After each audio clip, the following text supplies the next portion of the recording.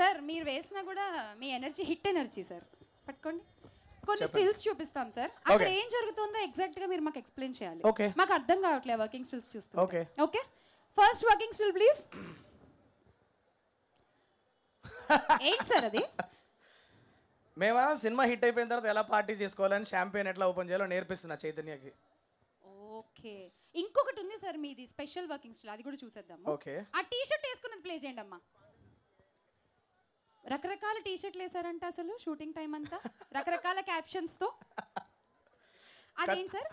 కత్తందుకో జానకి. అంటే నాకు చిన్న అలవాటు ఉందండి. ఆ రోజు సెట్లో మూడు ఎలా ఉంటుందో దానికి తగ్గ ఒక క్యాప్షన్ ఉన్న టీ షర్ట్ వేసుకొని వస్తా.